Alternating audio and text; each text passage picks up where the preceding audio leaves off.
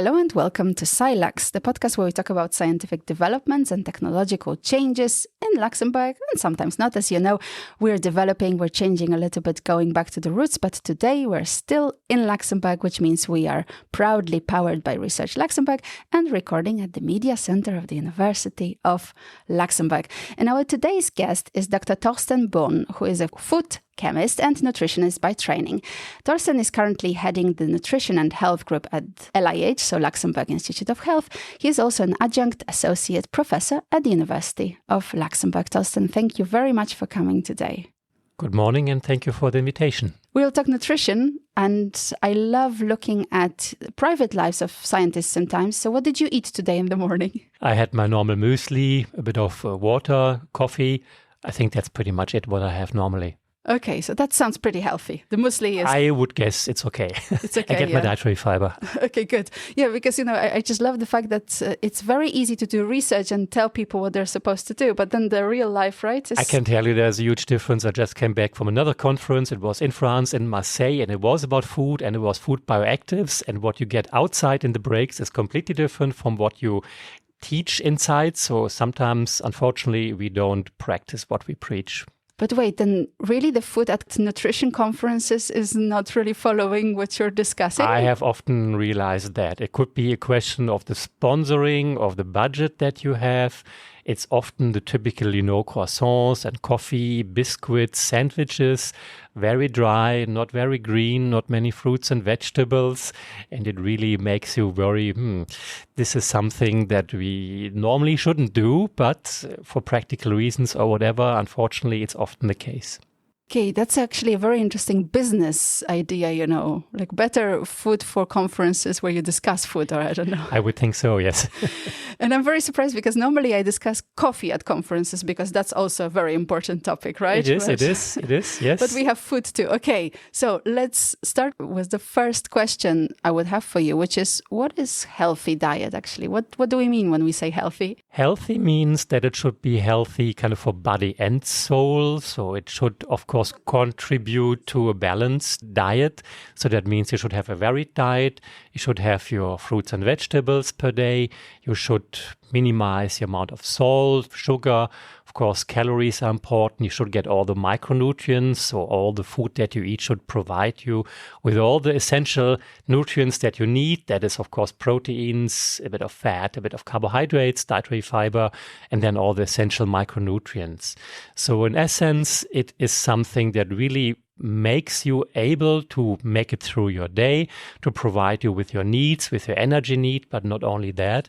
And of course, a healthy diet, we always say, it should prevent you from developing chronic diseases. Of course, there is no guarantee for this. And in essence, it should add years to your life, but also life to your years. And this is great you're mentioning that, because in a second we're going to ask a pub quiz question a little bit about that. But before, I was just thinking that it's such a topic that so many people are interested in. So we have so many dietary trends, and they don't necessarily follow what you've just said, or do they? Many dietary recommendations, I would say, have stayed the same. There are the basic ones.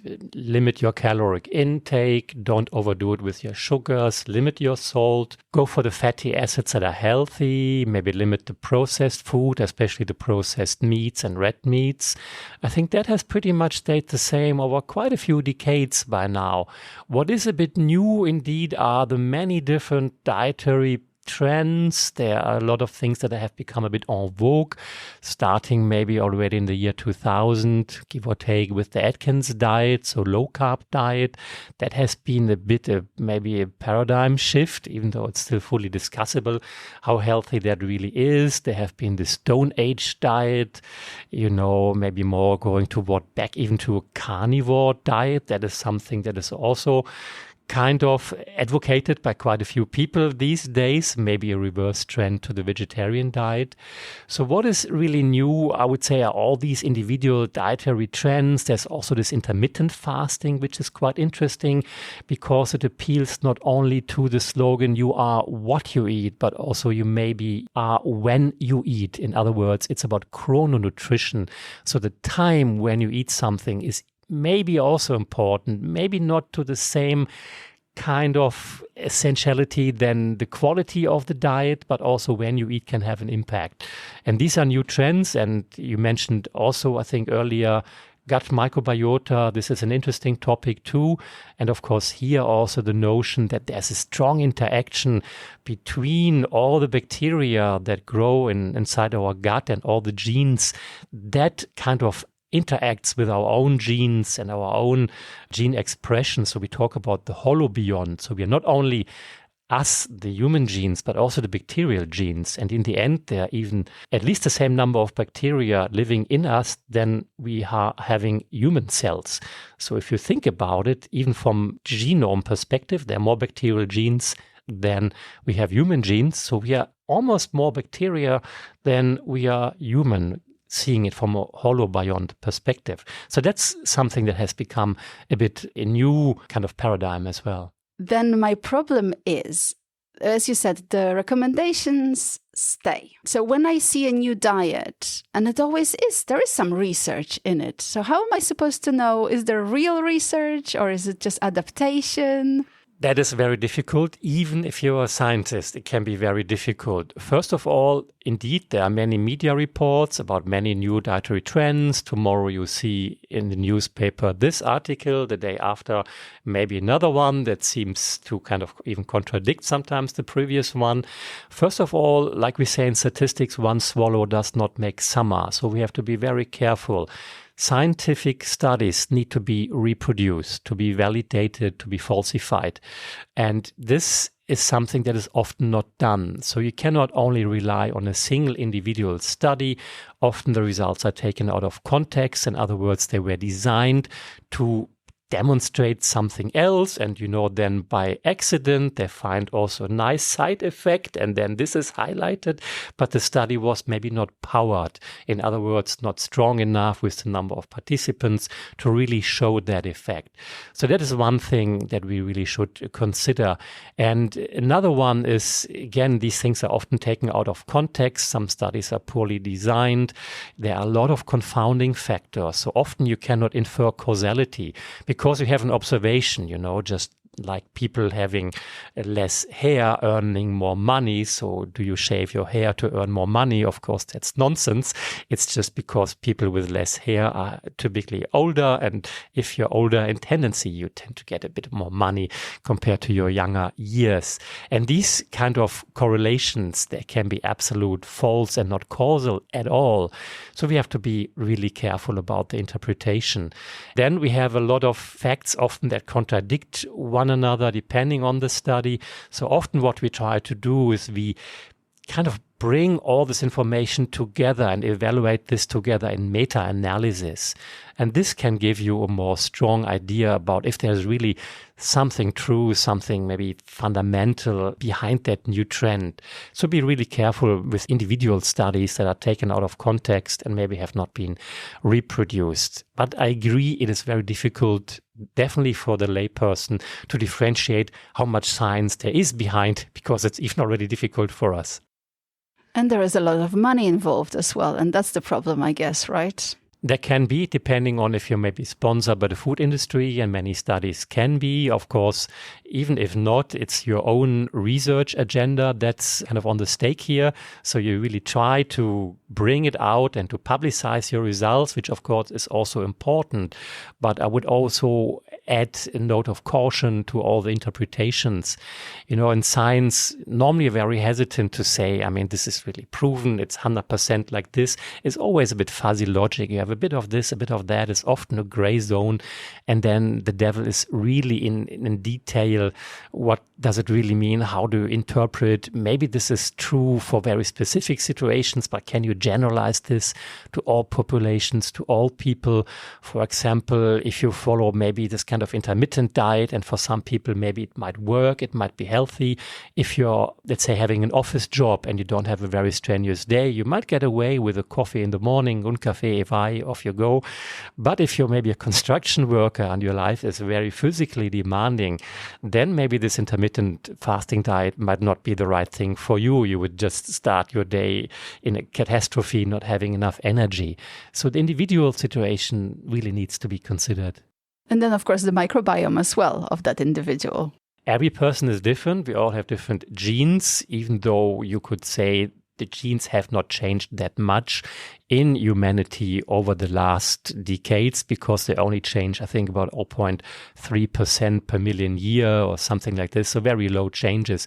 But the gene expression changes. And of course, we have different genes and different way the genes are expressed, and our gut microbiota differs according to how we are born, what our lifestyle factors are, what we eat, physical activity, smoking, the stress we have. All that has, of course, an impact. Whenever I have someone who specializes in any kind of medical research, I have a feeling that the suggestions, the recommendations are pretty easy and clear. As you said, well, for the healthy diet, it's just this, and this. Why doesn't it work? Why don't we just, the whole world globally doesn't switch into that? Honestly, I think indeed the recommendations are straightforward, many of them, but we are a lazy bunch, among other. We don't want to follow simple recommendations. We look for shortcuts to the top. We look for the magic bullet, the magic pill that make our life easier. We don't want to reduce our caloric intake. We don't want to miss the steak on the plate. We want maybe the evening snack, the chips, the popcorn in the movie center. We don't want to do our 10,000 steps. If I look around, even at our workplace, I have to say, I see most people taking the elevator rather than taking the steps. If I look at the vending machines, I get into serious thinking, because the food that is in there is not definitely that healthy. Our foodscape doesn't make it easy for us to follow these recommendations. So even if you try sometimes to follow them, if you are conscious enough, if you have the knowledge, and it doesn't take too much, I would say, trying to follow these healthy recommendations, it's still hard to translate these into practice. We are stressed at our workplace. What do? We choose a caloric snack because maybe there are no fruits for the office. Maybe there are no nuts around. Maybe you have just 10 bottles of sodas, Sprite and other things around you, but maybe just not simple water. This happens a lot of times, and it is really how we have designed our environment as well that makes it difficult to follow these recommendations. Again, take the 5 fruits and vegetables. In Luxembourg, we are quite far away on average to consume those. I think the average is more around 3, so we lack a lot of dietary fiber. And this is just because the excess is low.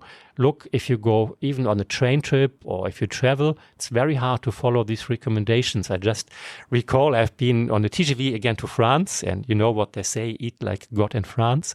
But what you find on board of the train is only processed food. I think the only less ultra-processed food I've seen is maybe coffee. I guess that counts. But everything else was packed, was ultra-processed. At least in this kind of coffee corner, it's terrible. It's just plain terrible, the choices that we give to people. So it requires not only education, this is the basic step, but we need to change our foodscape as well. But it's also the costs, isn't it? Why is it that kind of food offered? Or, the problem is if I want to really eat healthy in Luxembourg, I actually end up spending way more in a restaurant, which is a bit strange, I have to say, because if I prepare the same food at home, it's cheaper. You possibly do spend at the moment individually more on that. And indeed, even if you go to the supermarket, you want to buy reasonably fresh fruits and vegetables, you possibly pay more than you would pay for processed foods. And this is even the scenario much stronger in some countries where, let's say, corn and soy-based products like in the US are much more subsidized. So if you're a poor maybe immigrant in these countries and you don't have a lot of budget, you go for the cheap food just to bring the calories to the table. And that's very sad because indeed, as you say, also in the restaurants and in general, healthy food still tends to be somewhat more pricier. And I think this is something we should change, because what we overlook here is that, yes, on an individual level, for you pay maybe more for healthy fruit and vegetables. But in the end, I would say you save money if you make this food available, just thinking about all the health costs that ensue. You could curb down a lot of costs from cardiometabolic diseases, like non-communicable diseases, including diabetes as well, cardiac failure, obesity, which is now also regarded as a disease, metabolic syndrome, and a lot of these, what we call kind of civilized diseases, we would not have to a large degree with a much healthier lifestyle. that includes healthier diet as well. So there's a huge potential to save costs, but it doesn't maybe come directly back to you. It's indirectly and on the mid to long term. And this is something that we haven't fully grasped, I think. We have to move to serious subjects. Not that this was not serious, but I think it's also about, food safety in general. But before we move to that, I think it's a moment to ask the pub quiz question that you prepared for our listeners. So listeners, also pretty serious, I have to say, at least the answer is. Listeners, remember the answer to this question only at the end of the podcast. So the question is, if you look around, there are so many factors that you think could contribute to a healthy life, right? Eating healthy is one of them, but having enough physical activity, reduce sedentary behavior, not having enough stress. You could think of maybe non-smoking. You could also think about genetic factors. So maybe you blame your parents if you think you have troubles in life, starting with your teeth or anything else that you might have inherited. And of course, the genetic component seems to be playing some role as well. The question and the problem is really, what kind of position has nutrition within all these other factors? And you could ask the question, so if you think around a healthy lifestyle and a healthy lifespan, how much of a maximum lifespan that you could reach is determined by what you eat? Is it a low fraction? Is it maybe 10%? Is it maybe 25%? Is it like half, like 50% or even more? I think that's something that is an interesting question to ask and that we would possibly come back to later. For sure, we will come back to later. So remember, answer only at the end of the podcast. And now coming back, not only we have the problem of all the processed food, as you mentioned, and the access to healthy food as well, but there is also the challenge of the population, right? What are we going to be, like 10 billion people, right? And how can we provide all the food? Some say 10 billion, some say even more, depending on the rise, especially in African countries regarding population, I guess. That is really food security. So this is a bit different to food and healthiness. Of course, it's a factor as well. If you talk about food security, we try to ensure that everyone on the planet at all times has enough on their plate to eat and make it through the day and gets, of course, also all the nutrients that they need. And that's not an easy task. Thinking about the rapid growth of population, climate change, making it different in places to maybe having enough crops to have access to clean water. And I indeed believe that's one of the main future challenges that we all have to face. And it's not just the people living in, unfortunately, maybe some of the more poorer countries, but the population pressure will come back to us. So people will vote with their feet, trying to get to the more healthier countries. And the most important thing is possibly, and the bottleneck here, is proteins. Of course, we need also a certain amount of fats. Some fats are essential, but these are only a few grams per day. Carbohydrates, they are not essential. You could live without them. The important thing is to have enough proteins. And we all need a certain amount of proteins. There's no way around it. We need it's around 60, maybe 70 grams. Some say 0.8 gram per kilogram body weight. Depends a little bit on your lifestyle. But we need that. And this needs to be covered. It needs to be high protein quality that contains all the amino acids that your body needs to grow, for repair, for muscle growth as well, and so forth. And this is really a main challenge. And how do we produce that? I don't think we can go on as we do now, cutting down the rainforest to grow crops in order to feed them to animals. That's a very indirect way of feeding the world. We have been doing this for quite some time, and with lower population pressure that worked. But if you see India and China and all these other large countries with millions and billions of inhabitants coming up and trying to pursue the same lifestyle, we can't get along with the traditional Western lifestyle anymore, I think. Because again, you lose a lot of calories when you grow crops and feed them to animals. The loss in calories is huge. What we possibly need is a more plant-based diet. What we need is alternative protein sources that can include a lot of different sources, even though maybe some might wonder a little bit, but it can include eating insects. It can include proteins from algae. It can rely on more mushroom-based proteins. I would also include the in vitro kind of meat, so the petri dish grown meat in a laboratory. at least you can get kind of burgers out of that, and you can control that growth pretty well. It can rely to some degree still on fish, a little bit of meat, of course, in the future. But I think it will have to go more to a plant-based diet in order to feed 10 billion people. And one thing, of course, is to have enough food. The other thing is we need to do it in a sustainable way. I mean, it's no mean to produce something. If we cannot do the same thing in 20 years, then we just postpone the problems. And indeed, agriculture and meat production has been one of the major causes for emission of climate greenhouse gases, CO2, methane. So the CO2 kind of equivalence footprint that we have on our current way of producing food, especially with the animal husbandry, is huge. And we need to get away from that. And where are we with this? Because I have a feeling that we have new food supplements, maybe substitutes, all these kind of things that are created, that are approved by different organizations, but I don't see any switch coming very soon. I would say there's good and bad news. The good news, we have most of the technologies at hand to do it. The bad news is, as you say, we possibly didn't come very far in applying those tools and making the switch. And this is because of the resilience of the system, the resilience also of us, of the consumers, to change habits. It's the resilience of the policies to support that. It's the resilience of the food industry to make changes or to get incentives to make changes. And I think, unfortunately, yes, it's still a way to go. So when you look at your research, how was your research contributing to that? It's a very small brick, I would say, in the wall.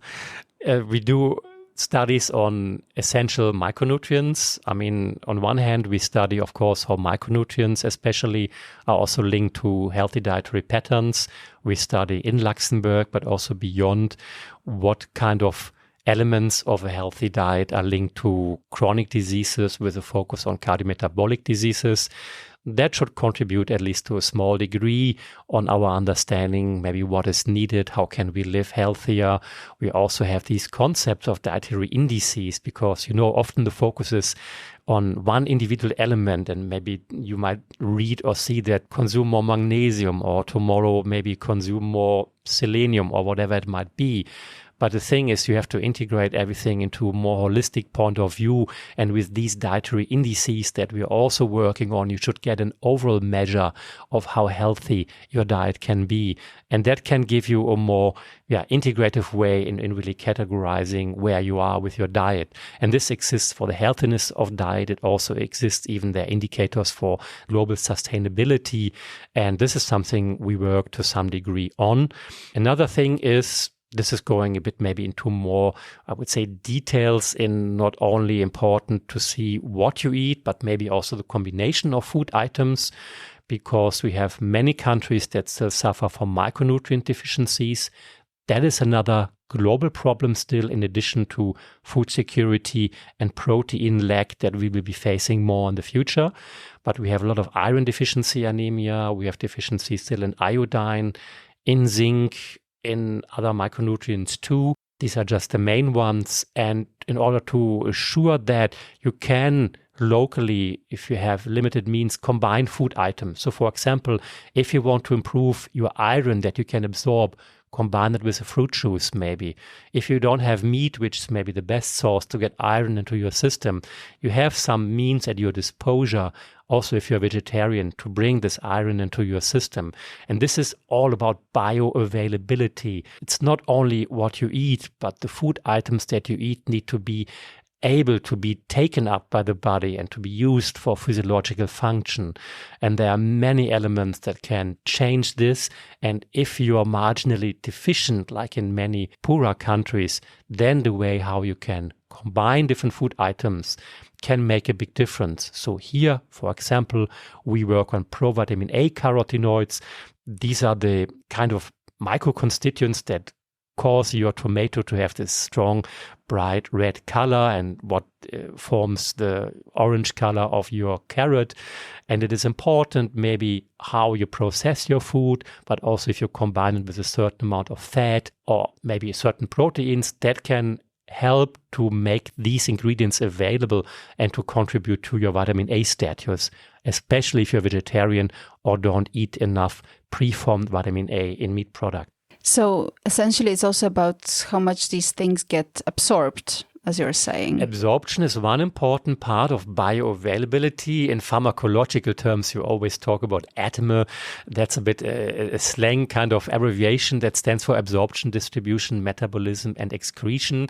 And all of these factors could contribute. So absorption is maybe one of the most important ones. But there could also be dietary factors that could result in a rapid loss of a nutrient. We know that if we, for example, drink a lot of caffeine, and the caffeine, like, for example, also alcohol, they have a diuretic effect. So you might lose your micronutrients via the urine, via your kidney, because the items cannot be retained in the kidney tissue. And so you also have a bit maybe to look at this side of the excretion part. But I agree, the typical bottleneck in bioavailability is absorption. You mentioned micronutrients and you mentioned iron. That's actually, I am iron deficient. I have anemia. So, I'm fighting still that fight. It's not over. But personally, I'm interested, but I'm sure other listeners will be interested too, is that what happens with me normally is that I go to the doctor and I get a pill. So we're not talking about changing my dietary habits. Both can be important. Of course, often, and I think it's great that we have it, is the modern medicine that can help us if we are already, let's say, sick or in a pretty advanced state of some deficiency. So medicine, as a nutritionist and maybe epidemiologist speaking here, is something that we apply once the child has fallen into the well already. So if it's pretty late. But it can definitely help you and it can save or even improve your life. Nevertheless, you can do a lot with nutritional habits if you know what to do and what to combine. So coming back to iron, if you don't eat meat, it's a bit harder for you. But many women have, of course, because of the menstruation, losses of iron in the blood. And that can be compensated if you have a bit of meat and fish in your diet. And even if you don't want meat, you can be a pescatarian, eating a bit of fish, because the iron is present in a different form. It's like bound to a molecule that we call heme. It's very similar to what is in our bloodstream. And this is absorbed as an entity. And this absorption is much better than what we call the non-heme iron, the iron that is in grains, in cereals, in plant tissues.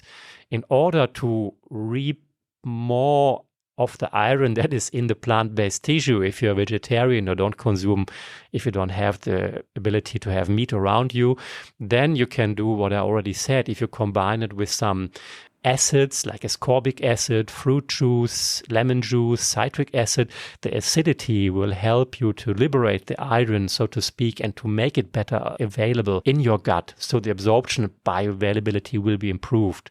There's no guarantee, depending on your own homeostasis and household, that this will be enough, but it will contribute and maybe it can avoid you taking the pills.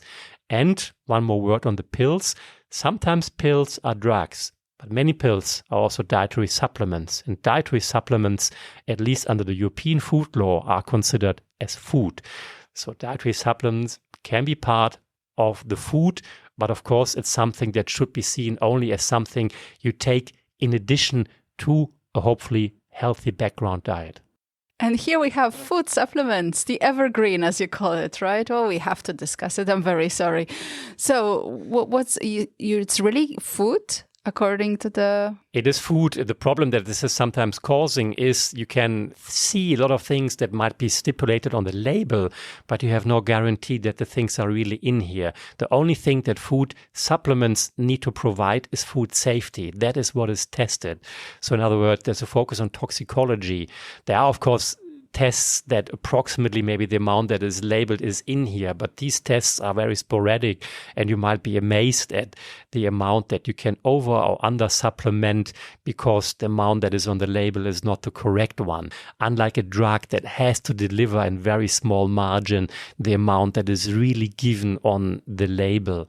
So that's the difference with food supplements. So food supplements are falling under European legislation, under food law, and this is partly also part of of the European Food Safety Authority to evaluate some of these supplements or also novel foods that come on the market.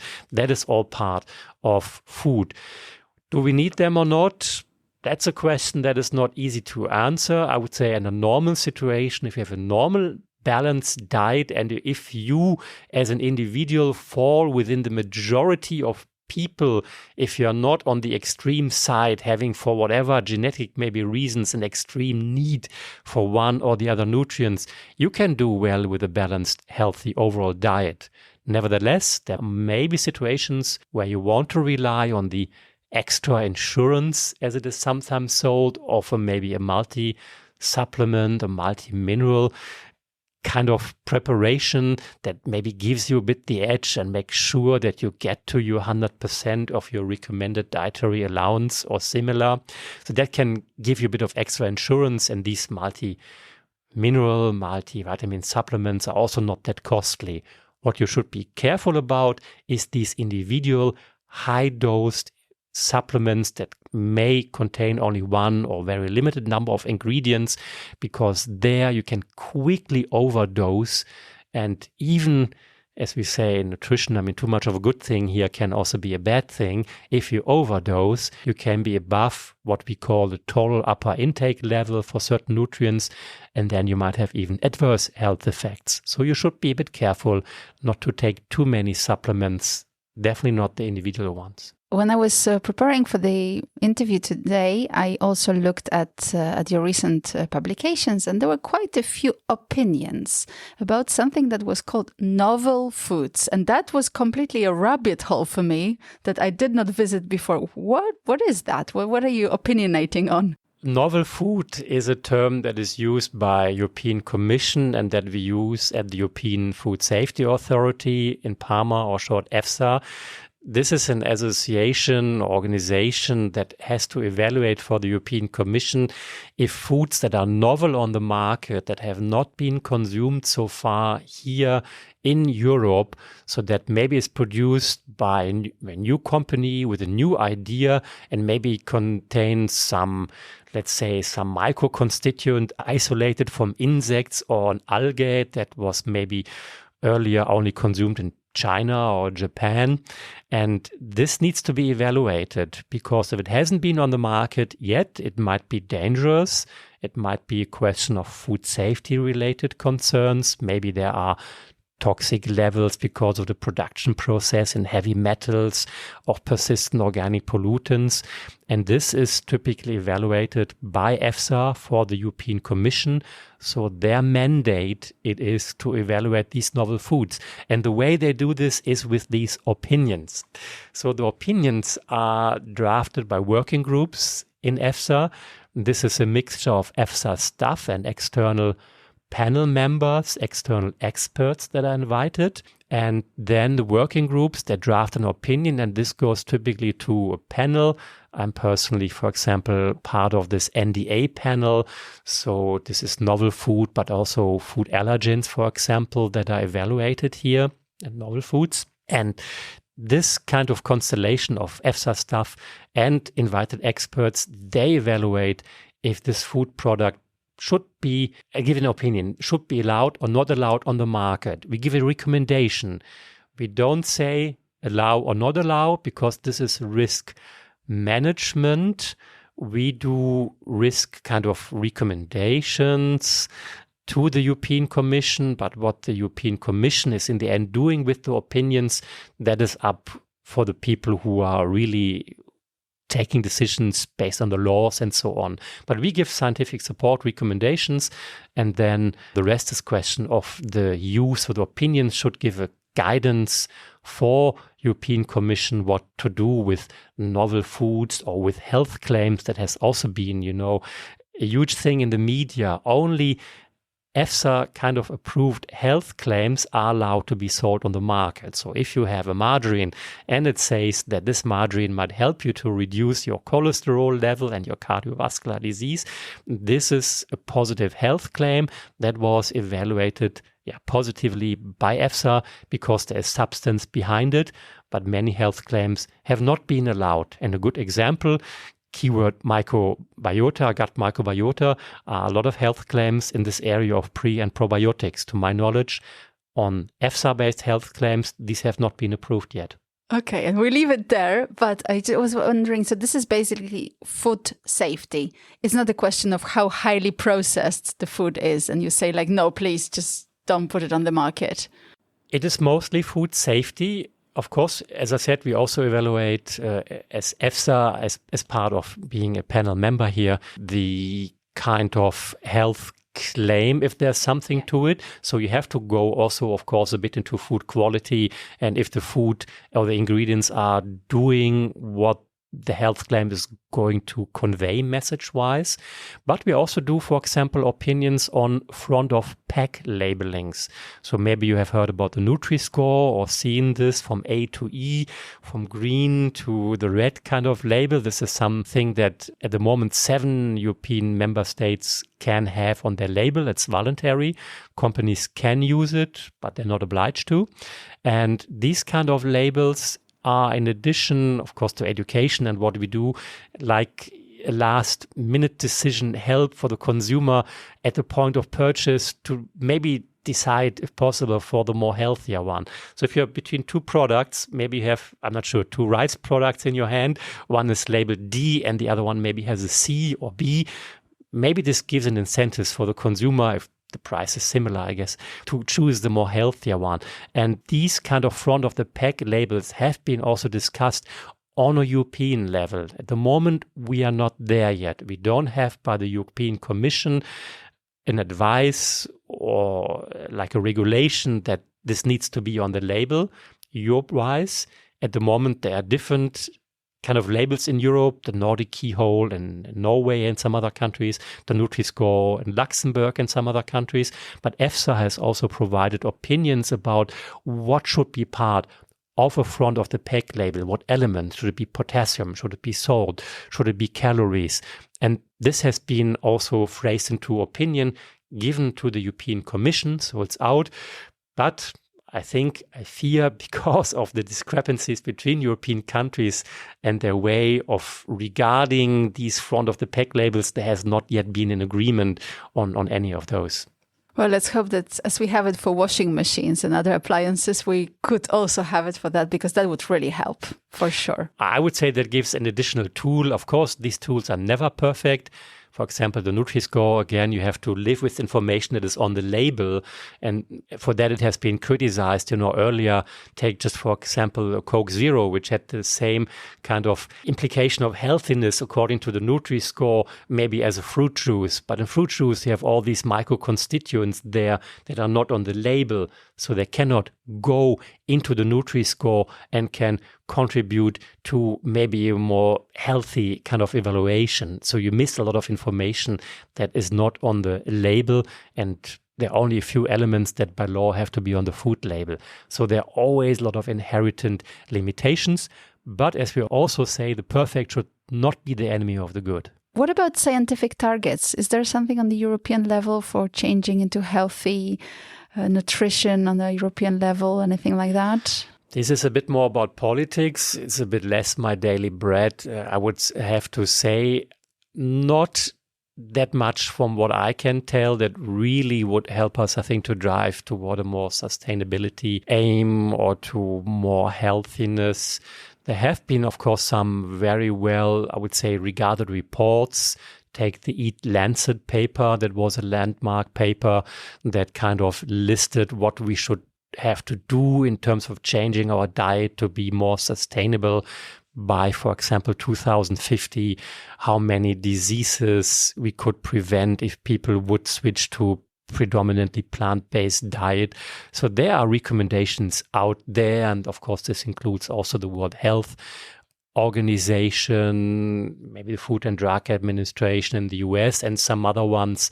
But I think there are not enough really incentives and political incentives to really drive the train toward a more plant-based diet, more fruits and vegetables, maybe to promote more local and maybe more organically grown food items.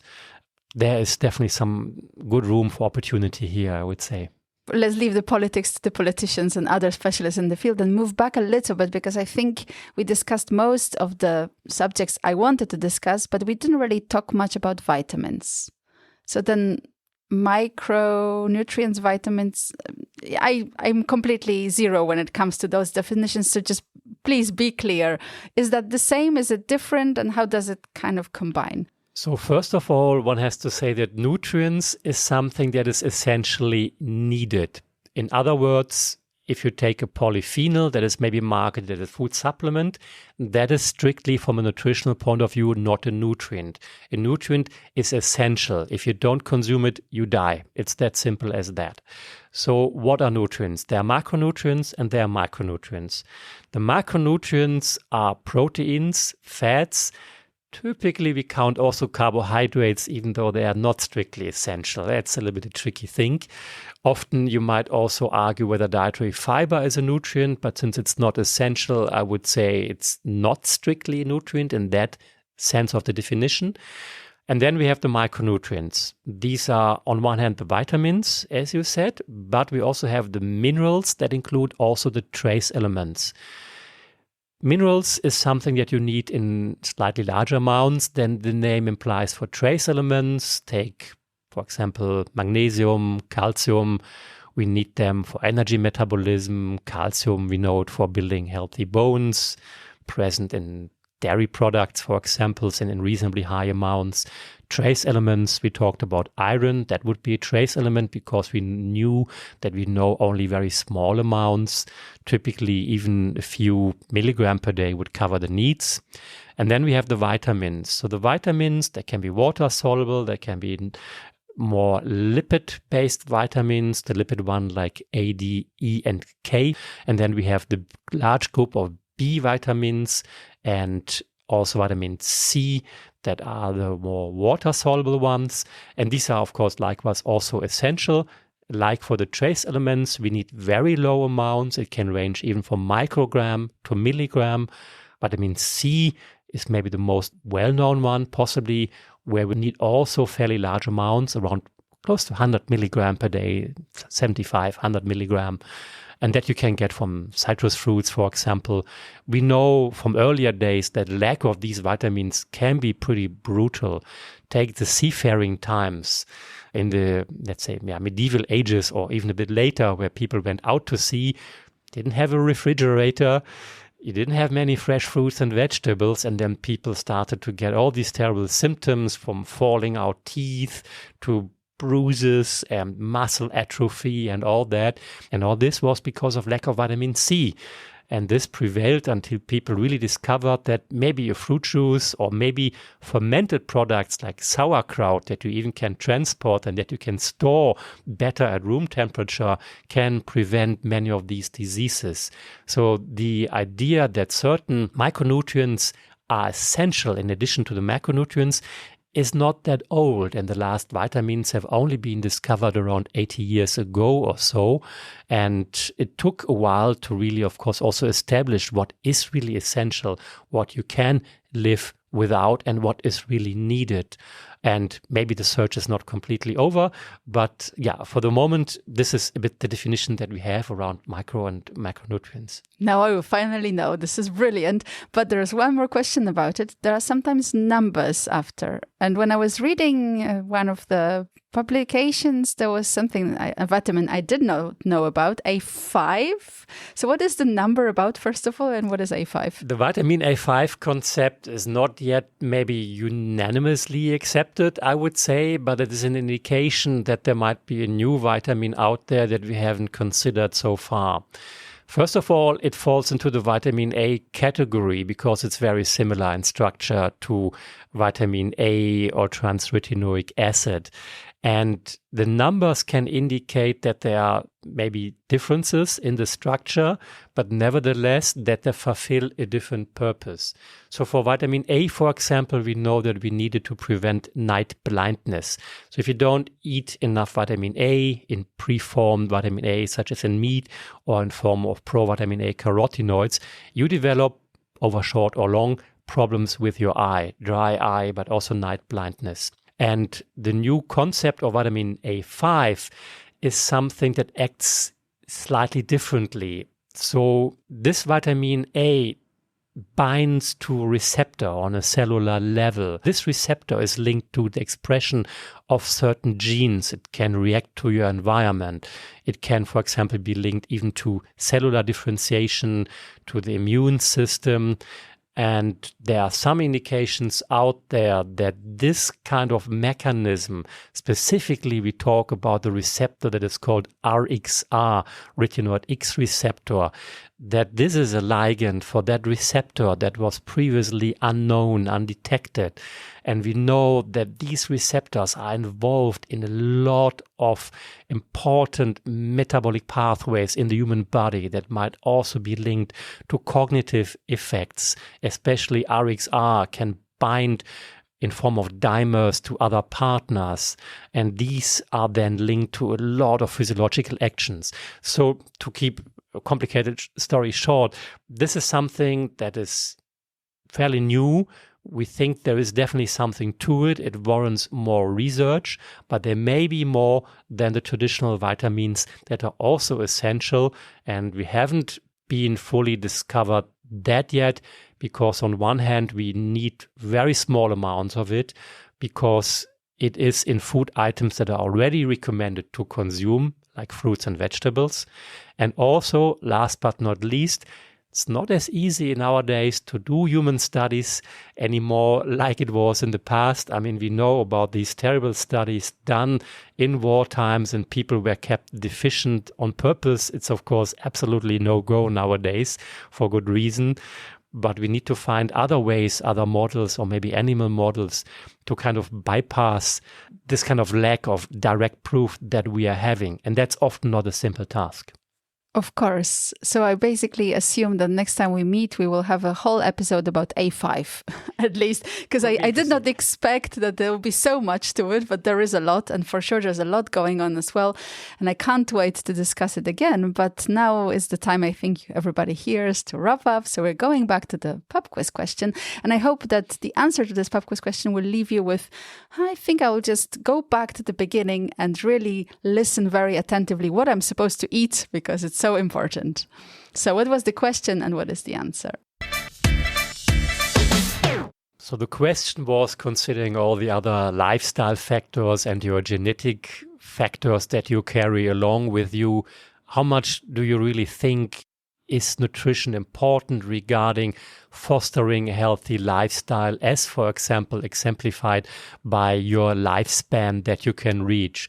So how much importance do you kind of give nutrition compared to your genetic makeup, compared to maybe having enough physical activity, compared to smoking? How important is that? Can a healthy diet contribute maybe to 10% of a maximum lifespan, or 50%, or something in between?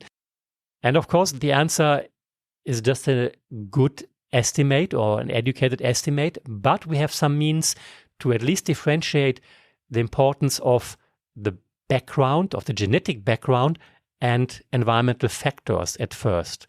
And this is often done in twin studies where we have identical twins that are genetically identical, but that have been maybe growing up in different places, maybe because they were separated at early age. And then you can get an idea, people with the same genetic background, how different lifestyle factors impact their health, their longevity.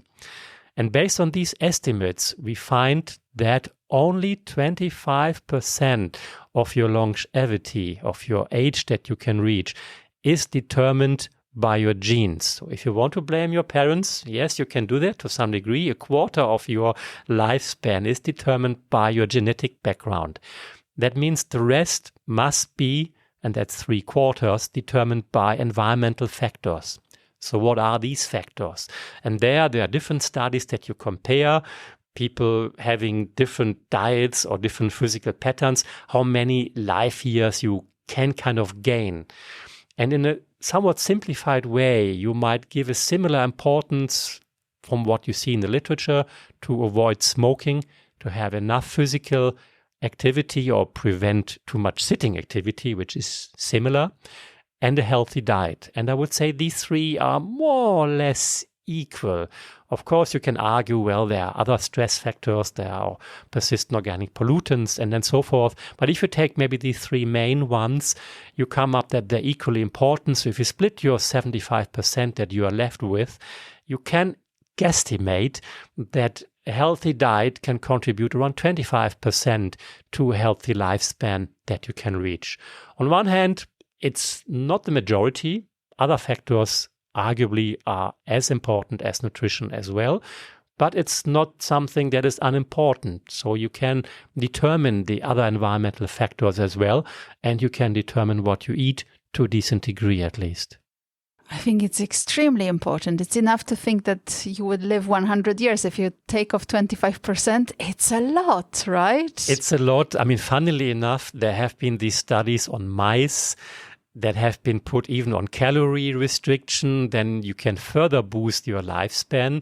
So it is to some degree the quality of what you are eating, but some also say, possibly rightly, it's also the quantity. And there's some strange book like the 120-year diet and these kind of things.